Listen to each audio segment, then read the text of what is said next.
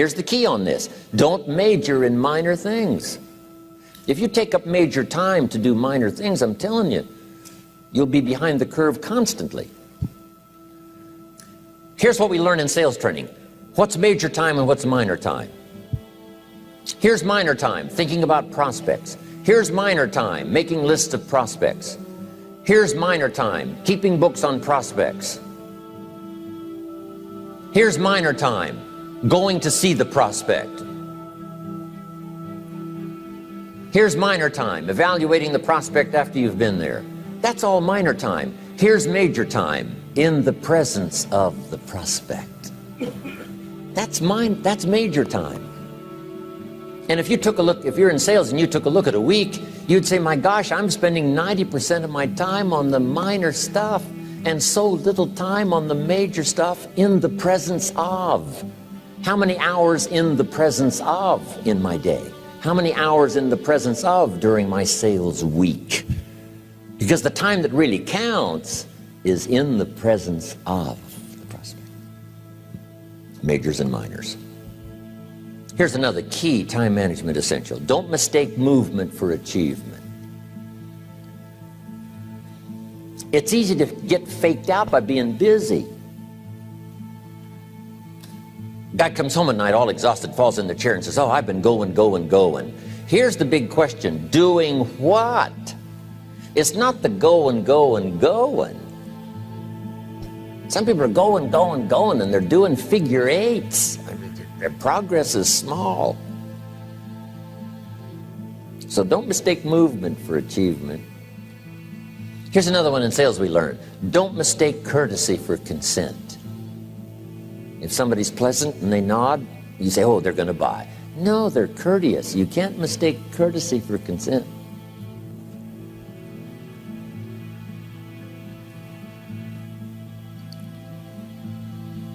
Now here's a big one, concentration. I had to learn this. All those years ago, I'm in the shower trying to compose a letter. Found it turns out to be a strange letter. So here's what I learned to do. Save the work till you get to the office. Save the work till you get to the work. Don't try to get to the office on the way to work. On the way to work, enjoy the way. In the shower, enjoy the shower. Then go to work when you get to work. I found this to be helpful. Concentration. Here's another big one. Learn to say no. I'm telling you, in such a social society we have now, it's so easy to try to be a nice person, saying yes to everything. Find yourself overloaded. Now you got to call and make the, well, gosh, you know, all the time it takes to back out of something that you said yes to too quickly. Here's what might be better. I don't think so, but if that changes, I'll call you. Little things you can use not to overcommit yourself. My friend Ron Reynolds says, don't let your mouth overload your back. It's a good one. Now here's a big one on time management. When you work, when you play, don't mix the two. Don't work at play. I used to take my family to the beach and I would bring my briefcase.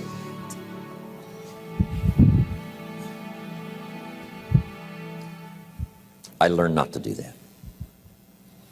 Or at the beach I'm saying I should be at the office, Now my family's upset. Because I'm at the beach and I'm thinking office. Now when I'm at the office, I'm thinking what? I got to get my family to the beach. So things are not going too well at the office because I'm thinking beach, and things are not going too well at the beach because I'm thinking office. Here's what I learned to do. At the beach, be at the beach. At the office, be at the office. When you work. When you play. Don't mix the two. Don't work at play. Now here's one of the most important ones. Don't play at work. Work is too serious. You don't want the reputation of being the office joker. It's not a good one. Yes, there's time for some pleasant stories. Yes, there's time for a little humor. Yes, best if it's a happy office, of course. But I'm telling you, you got to be serious about work, because you're parting with a piece of your life for the work you do. Your work costs you a piece of your life. Here's what it's called. Serious business. Not grim, not unhappy, but serious. Key. Don't play at work. The old expression, I don't think we use it anymore, horse around at the office. Play around, play jokes, play tricks. No place, not at the workplace. At the beach, yes. At the bar, yes. Somewhere else, not work. You've got to treat work with all due conservative passion, because it's leading you to your future. Here's another key phrase: all work is good. You may not like your job, but if it's the stepping stones to get you to where you want to go, you got to appreciate your job. You don't have to have a passion for your job. Here's the ultimate passion: a passion for incredible success in every department of my life. That's the passion. But don't look down on some menial job you have to do to finally get you to where you want to go. No job is menial. No job is not, no, every job is noble. Training life for pay, making a contribution to society. Next, analyze how you are. And if you have some weaknesses, if you can't, doesn't seem like you can change, here's the key: get it covered. I used to keep promising myself I'd keep the books, keep the books, keep the books. Finally, I gave that up. And back then, it only took me an extra 50, 60 bucks a month for some accountant to keep the books. I said, no, I'm going to save the 50 bucks. You can't believe what I started losing in productivity because I tried to save the 50 bucks. So the key is, a lot of the time you can stay like you are, but just make sure you get it covered. Okay. Next, beware of the telephone and all other systems of communication, especially the telephone at home and systems of communication at home. And here's one of the best lines I've got for you for the weekend: let all communication systems serve you, but don't let them intrude. When it comes time to have dinner with your family, you shut off all systems, unless the ones that can take messages silently. Don't let the phone ring. Don't let anybody intrude, come through the front door, nor the back door, nor through the telephone or any other device. So you can't reach John and his family when he's having dinner. The President of the United States couldn't get through. If you develop that kind of a reputation, father, mother, when we have dinner, when we're visiting and have this time with our family, nothing intrudes. So don't let these clever little devices keep intruding. You've got to have a place that's sacrosanct, it's valuable. You don't let anything in for that period of time. Okay. Isn't that good advice? Excellent advice. Here's the next one. Read all the books. You know, I've only got a few notes here on time management, but if you've got some particular challenges, you run a big organization, a big corporation, you've got some challenges, there's plenty of books. Now, here's what's next. Just be more alert to the things that might be stealing your time. Here's why. Time is like capital. You can't let someone steal your seed corn. You can't let someone steal your capital. And you can't let someone steal your time.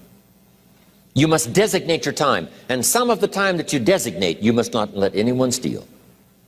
Casual time, you might let someone intrude and steal a little bit and take a little bit, but not serious time. Key. Next, one of the great time management savers is to learn to ask questions up front. Sometimes you talk to somebody for an hour, and then you ask questions and find out if you would have asked those questions up front, you could have saved yourself an hour. Asking questions up front helps you to get to the problem now. But if you just launch into some discourse, you might waste 30 minutes, waste an hour, when here's what you should have been talking about. After you finished an hour, you say, John, what's really the problem? He said, well, it's something personal. See, that's what you should have been talking about this whole hour. Key. Next, learn to think on paper. Now we're going to take a break. Some ways to think on paper. One, we've covered one. Solving problems. Take it out of your head and put it on paper. Another one is setting goals. Making these lists we've already started. Here's another good way to think on paper. It's a projects book. Each person you're working with and each project you're working on, get a loose leaf binder and a tab and some pieces of paper behind the tab, and do a little continual summary of how it's going between you and that person and between you and that project. I call it a projects book. It is so useful to me. But what's going on between you and this person? When you last got together, what did you talk about? And you got a few notes there. Here's what we talked about the last time we got together. Now when you get together again, you can review that so you'll know better what to talk about. When the president gets ready to travel and he's going to meet some important people, guess what they bring him? All these briefing books. Right? The last time you were with Khrushchev, Kennedy is informed. Here's what he said and here's what you said. Kennedy said, oh, that's valuable. I need to remember that. If a person is important, it's worth a little running account. You might even have a projects book for your children. Here's what's happening between me and my child. We've talked about this, and we've talked about this, and we've talked about this. Next, a day timer. Keeping track of all of your appointments.